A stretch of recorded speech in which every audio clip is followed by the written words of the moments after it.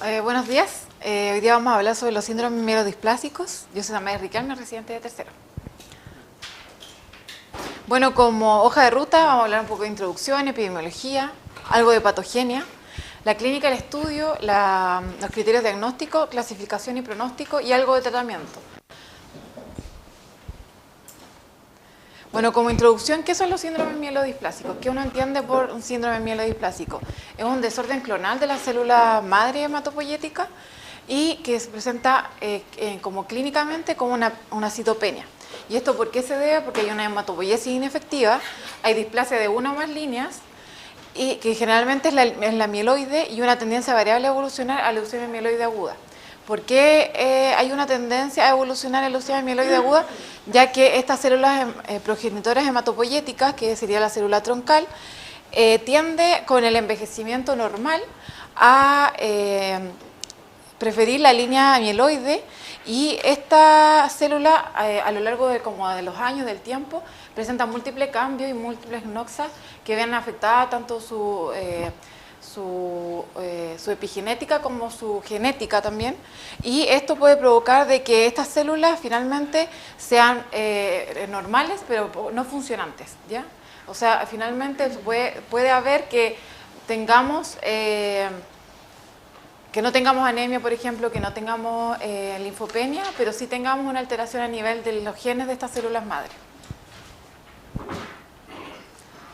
Bueno, los síndromes mielodisplásicos son más frecuentes en las personas adultas mayores de edad avanzada con una media de 70 años.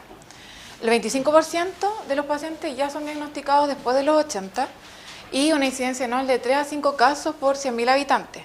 En Chile la verdad es que la tasa es mucho más baja, pero entre 0 y 1,6 por 100.000 habitantes, pero se cree que es por un subdiagnóstico.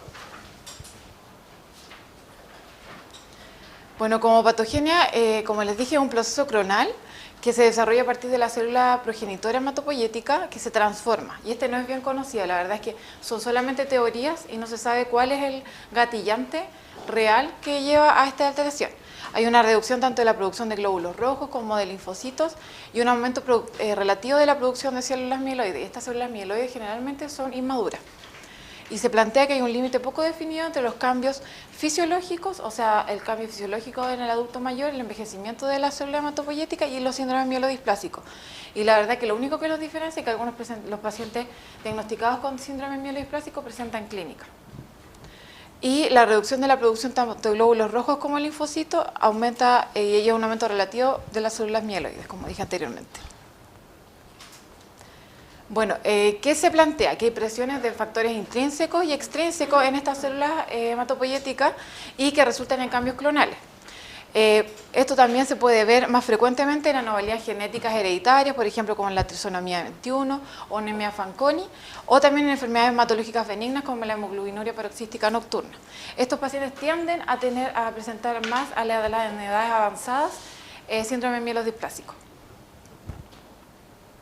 Y en esta imagen, la verdad es que es un esquema de lo que se plantea como patogenia de los síndromes mielodisplásicos.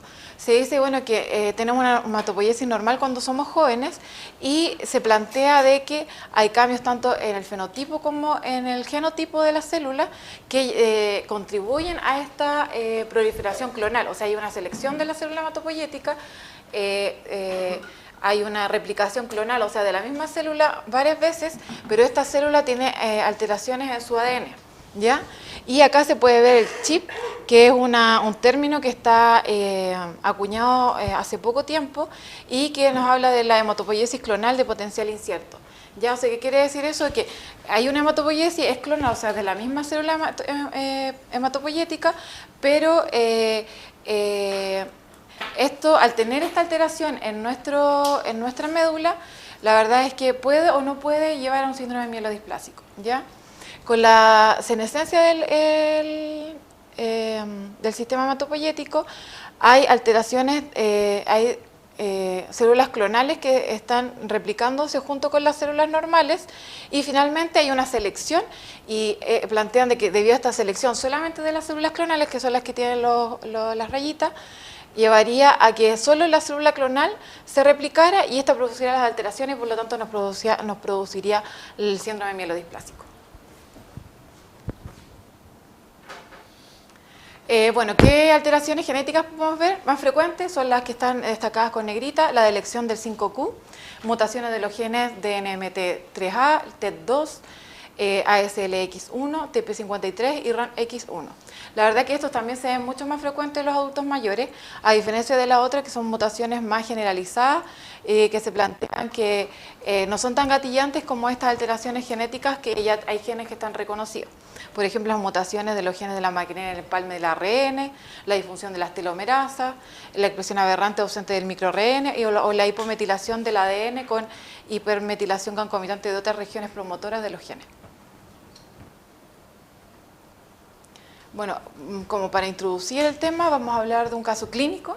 Es una paciente femenina de 75 años que es diagnosticada en el 94 con un carcinoma epidermoide de cervix, 2A. Es tratada mediante histerectomía total, una radioterapia externa, braquiterapia endocavitaria. Posterior a este cáncer, es diagnosticada con un adenocarcinoma de mama en estadio 3C, recibe quimio y 6 ciclos de adriamicina y doxetaxel, y en junio del 2005 se realiza una tumorectomía y linfadenectomía axilar derecha. Completa el tratamiento con quimioterapia durante 6 ciclos y radioterapia. Y la paciente pasa a revisión hasta octubre del 2007, o sea, pensemos que del 94 al 2007 ya ha tenido 2 cánceres y ha sido expuesta a radioterapia y a quimioterapia, ¿ya? Pasa a control, flecha en la que presenta una neutropenia con un RAN de 1200 y una anemia con una hemoglobina de 9. Vamos a seguir hablando del caso más adelante.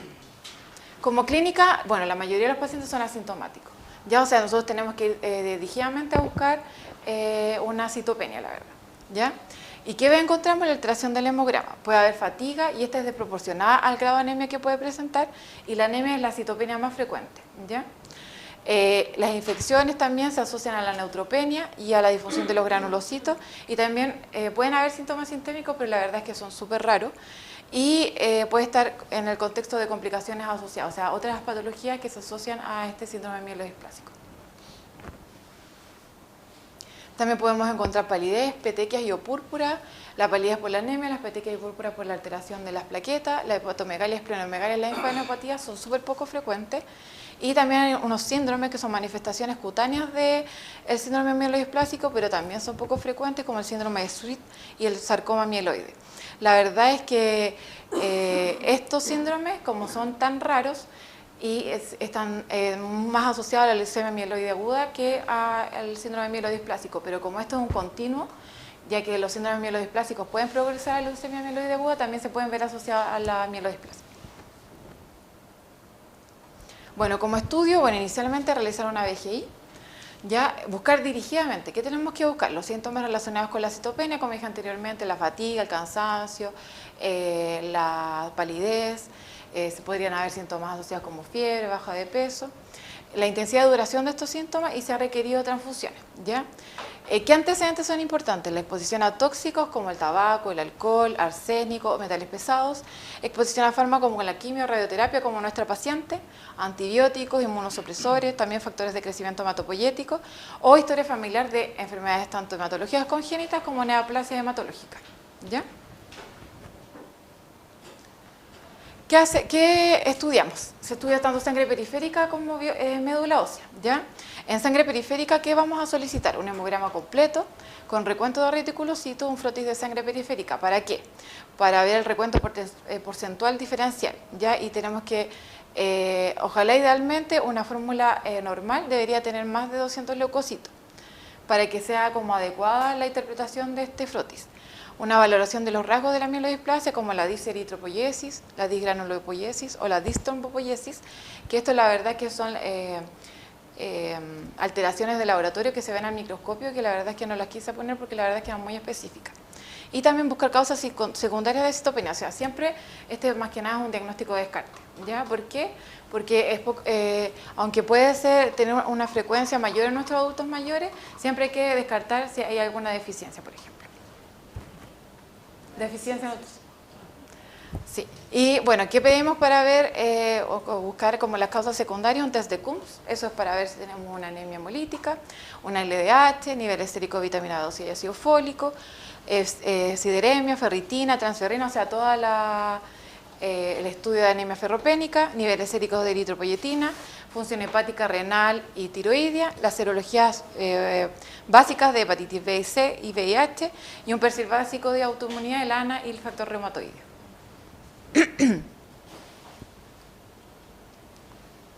Bueno, acá esto es de una guía clínica de la Sociedad Chilena de Hematología, y ellos plantean como estudios imprescindibles el hemograma y un frotis de sangre periférica sin anticoagulante. La verdad es que eso se hace en algunos laboratorios nomás y no es tan frecuente, tan fácil que lo tomen, porque la verdad es que tiene que ser tomado y menos de 2 horas tiene que ser evaluado por un tecnólogo, ¿ya? O sea, ¿se refieren a sin anticoagulante que apliquen el anticoagulante cuando van a procesar algo? No, no se aplica en ningún momento. En la... Sí. Que el tubo no tenga anticoagulante, sí. Pero eso tenés 2 horas como para que lo tomes y lo vea el tecnólogo, porque si no pues se coagula. Y bueno, y buscar el diagnóstico diferencial siempre de las otras causas de anemia, ¿ya?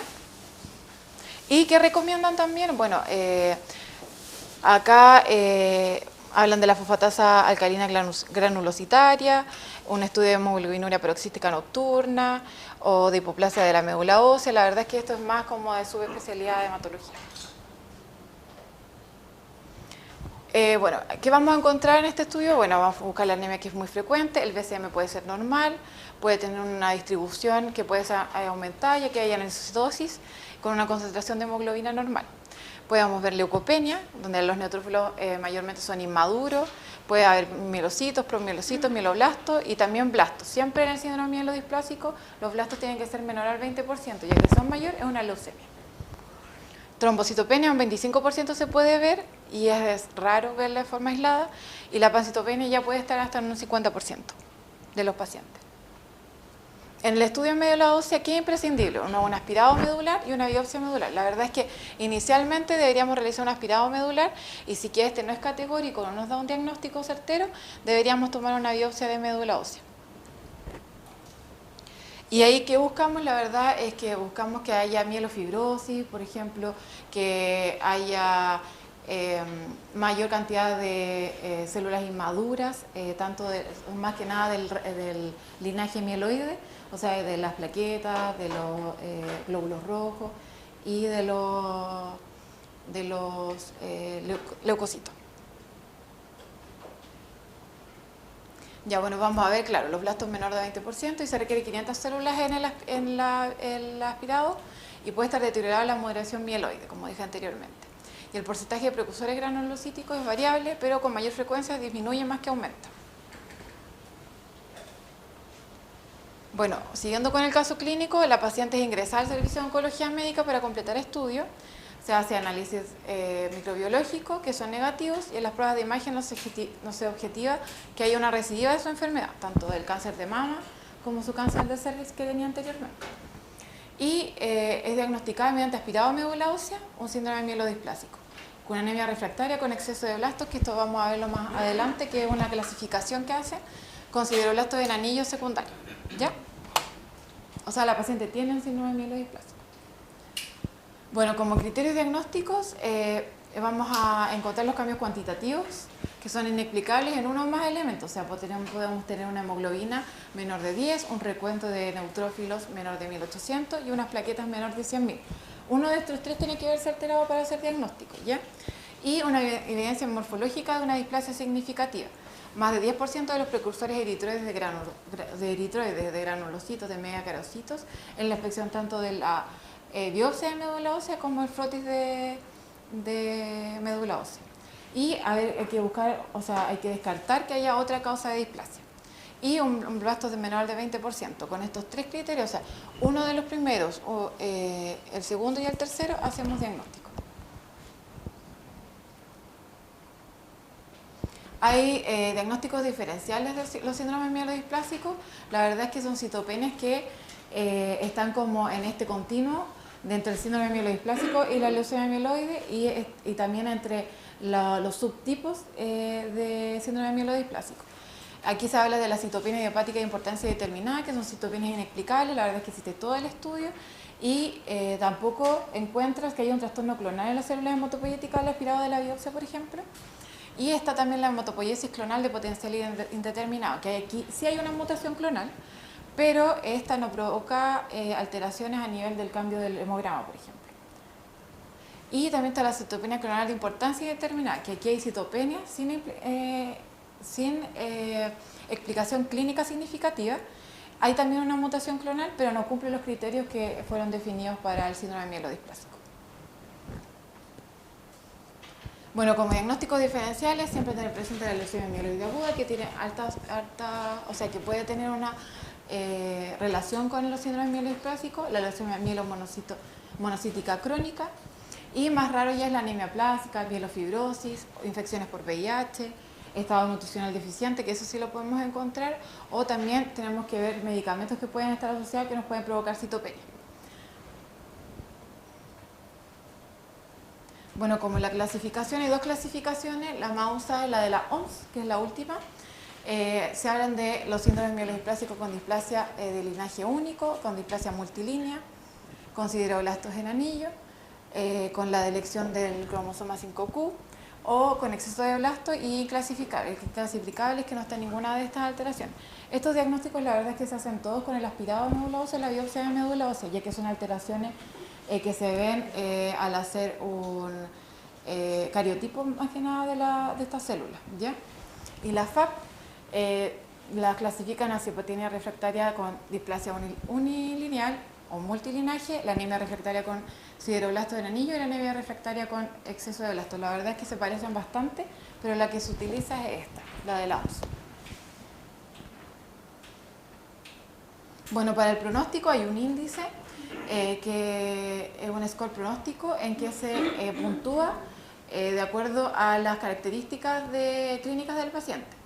Ya se hace un estudio citogenético de estos aspirados biopsia de médula ósea y se van puntuando. Si tiene buen pronóstico, o sea, muy buen pronóstico, es 0 puntos, a muy pobre pronóstico, 4 puntos. Y aquí está la verdad la clasificación de la citogenética, por si alguien lo quiere revisar, pero la verdad es que lo encuentro muy específico. La cantidad de blastos en médula, el porcentaje que va de menos 2%, que es muy bueno, a un mayor a un 10%, que ya da 3 puntos y la verdad es que es de mala evolución. Y también la hemoglobina, que una hemoglobina mayor de 10 frente a una hemoglobina menor de 8 va a tener mayor puntaje la hemoglobina menor de 8. Lo mismo en las plaquetas, a menor cantidad de plaquetas, mayor puntaje, y el recuento de neutrófilos es lo mismo, mayor o menor de 800. De acuerdo a eso saca un puntaje y eso va a determinarnos los grupos de riesgo, ¿ya? Según el score, si tengo un puntaje de 1,5 es de muy bajo riesgo, 1,53 es de bajo riesgo, de 3 a 4,5 de intermedio, de alto de 4,5 a 6 y muy alto mayor a 6. También, ¿qué determina la supervivencia? La edad, el performance status, la ferritina, el LDH y la beta-2 microglobulina, pero no están en esta clasificación, pero se pueden evaluar también en forma aislada y asociarlo a la valoración que le hicimos al paciente. Y la evaluación de riesgo aquí ayuda a determinar el mejor tratamiento, ya que permite dar tratamientos de baja intensidad a pacientes con mejor pronóstico y más agresivos a pacientes con pronóstico más desfavorable. Como tratamiento, ¿qué está indicado? Bueno, hay como 3 pilares fundamentales en esto, que está la observación activa, watch and wait, que solamente se hace en los síndromes mielodispásicos de bajo grado y con citopenias que son asintomáticos, o sea, uno espera y vigila y controla cada cierto tiempo con hemograma al paciente. Y siempre hay que vigilar el empeoramiento de la citopenia, el número de blastos y si evoluciona este cariotipo de ser muy bueno, por ejemplo, pasar no sé, de moderado riesgo en la clasificación de riesgo. Se puede dar terapia de soporte, que esto es transversal a todo paciente, más que nada es de mantención, no es tratamiento. Y se hacen transfusiones de glóbulos rojos, de plaquetas, tratamiento de infecciones y también se pueden dar factores estimulantes de colonia, ¿ya? Estos factores estimulantes de colonia pueden ser de todas las líneas, de las líneas que se ven afectadas, el eritrocitario, granulocitario, también se pueden dar antibióticos profilácticos, quelantes del fierro, que eso se dan en pacientes que han tenido múltiples transfusiones sanguíneas y la verdad es que están sobrecargados de fierro y se dan quelantes, o agonistas del receptor de la trombopoyetina también para estimular que haya una mayor formación de glóbulos rojos. El tratamiento se clasifica en 2 tipos de terapia, la terapia de baja intensidad y de alta intensidad. La terapia de baja intensidad, como dije anteriormente, se usa en los pacientes con riesgo bajo o muy bajo. Esta es ambulatoria, tiene bajo riesgo de mortalidad y solo mejora los síntomas, pero no es curativa. Y se pueden usar los factores de crecimiento hematopoyético, los hipometilantes, la inmunosupresión y la lenalidomida. Y en las terapias de alta intensidad se usan pacientes con riesgo intermedio o alto. Estos requieren hospitalización, tienen alta mortalidad relacionada al tratamiento, pero estos sí pueden mejorar el curso de la enfermedad. Y que se usa una quimioterapia de combinación intensiva o también el trasplante halogénico de células hematopoyéticas. Los hipometilantes que tenemos, está la azacitidina y la decitabina, que se usan, la verdad que en alto riesgo son de elección, pero también se usan en bajo riesgo. También en la síndrome mielodisplásica que son resistentes a eritropoyetina o no respondedores a lenalidomida. La lenalidomida es usada en los de bajo riesgo, como dije anteriormente, también en los que tienen de elección del 5Q, dependencia transfusional resistentes a EPO. Y se puede considerar en las anemias resistentes a EPO. La verdad es que la lenalidomida es como la primera elección en los pacientes adultos mayores, se usa bien frecuente, igual que los hipometilantes. La inmunosupresión, la presencia de clones se usa cuando hay hemoglobinuria paroxística nocturna o hay una O positividad frente a la HLA de RB1. Y esto, y la verdad es que nos da, al ser positivo este marcador, nos da predictor de que es una respuesta favorable a la inmunosupresión. También que tenemos la quimioterapia, que es muy tipo leucemia mieloide aguda, que son quimioterapias asociadas y se consideran siempre en pacientes jóvenes, ya que son candidatos a trasplante halogénico, ¿ya? O sea, ¿qué queremos hacer ahí? Inhibir completamente la médula y postular al paciente a un trasplante. Y el trasplante también de progenitores hematopoyéticos es la única alternativa potencialmente curativa. Se evalúa en pacientes jóvenes de alto riesgo y se considera caso a caso en pacientes de bajo riesgo. La verdad es que también en adultos mayores se ha hecho una evaluación de los trasplantes de progenitores hematopoyéticos y se ha visto buena respuesta en pacientes de entre 70 hasta 79 años. Ya, la verdad es que aparte de mejorar la sobrevida, mejora también el bienestar más que nada del paciente, o sea, ya no están dependientes, por ejemplo, las transfusiones o a profilaxis antibiótica o a factores estimulantes.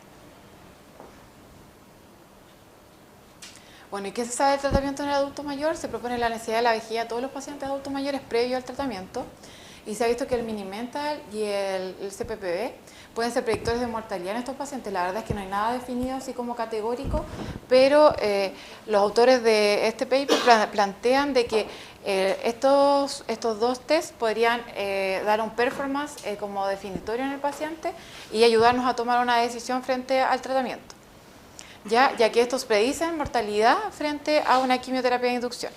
Y aún no se define bien la terapia de inducción de elección en esta población, pero se plantea la necesidad de nuevos fármacos, ya que la mayoría de los efectos de los fármacos anteriormente nombrados tienen una gran cantidad de efectos adversos y la verdad es que la sobrevida no se ve tan afectada con el uso de estos medicamentos. O sea, que es ideal acá tener una quimioterapia que los adversos sean mínimos y que nos aumente la sobrevida general. Bueno, también hay criterios de respuesta frente a estas terapias. Está la respuesta eritroide que se da cuando la hemoglobina si la hemoglobina era menor a 11, hay una respuesta si la hemoglobina sube 1,5 gramos por decilitro durante al menos 8 semanas. O hay una disminución también en el número de transfusiones. Ya la respuesta plaquetaria es que si las plaquetas eran menor de 100.000 anteriormente, deben aumentar más de 30.000 en pacientes que comienzan con mayor de 20.000. Y para aquellos con un aumento de menor de 10.000 a 20.000 debe tener un aumento del 100%. ¿Ya? O sea, por ejemplo, si el paciente tenía 10.000 plaquetas y aumentaran a 20.000 plaquetas, ya tenemos un aumento de 100%, sería una respuesta favorable. ¿Ya? Y la respuesta de los neutrófilos, si el RAN era menor a 1.000, debe haber un aumento del menos un 100% y con un aumento absoluto de más de 500. ¿Ya? Cuando hablamos de remisión completa, cuando la médula ósea tiene mieloblastos menor de 5% con una maduración normal de todas las líneas celulares. Y estos pueden haber cambios displásicos, pero debe considerarse dentro del rango normal, o sea, va a mantenerse la displasia, pero eso es normal si hay una respuesta favorable en la médula. Con una hemoglobina también mayor de 11, plaquetas mayor de 100.000 y un RAM mayor a 1.000, y sin blastos circulantes. Una remisión parcial son los criterios de remisión completa, pero los mieloblastos son mayores del 5%. Y la celularidad y la morfología de la médula ósea ya no es relevante, o sea, si ya hay blastos, ya es una remisión completa, o sea, parcial, perdón. Continuando con el caso clínico, bueno, la paciente es remitida a las consultas de hematología, donde es tratada inicialmente con eritropoyetina y posteriormente con azacitidina, progresando en leucemia mieloide aguda, lamentablemente, por lo que se administra quimioterapia de inducción con citarabina e idarubicina, sin obtener remisión completa, motivo por el cual recibe un segundo ciclo de fragilidad. Es muy sintomática, pancitopénica, con múltiples infecciones respiratorias, por lo que fallece a los 9 meses del diagnóstico.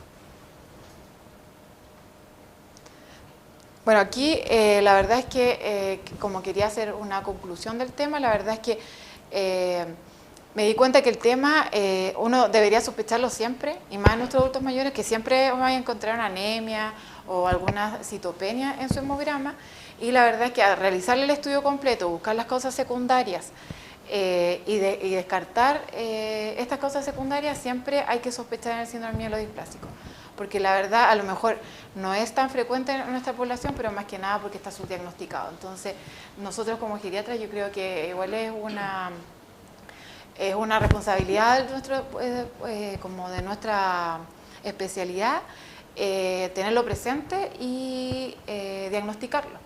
Más que nada, claro, no tenemos las herramientas en este momento como para tratarlo tan como agresivamente como quisiéramos, si por ejemplo el adulto mayor tiene un performance bueno, pero sí tenemos las herramientas para diagnosticarlo y por lo menos darle una buena calidad de vida. Eso.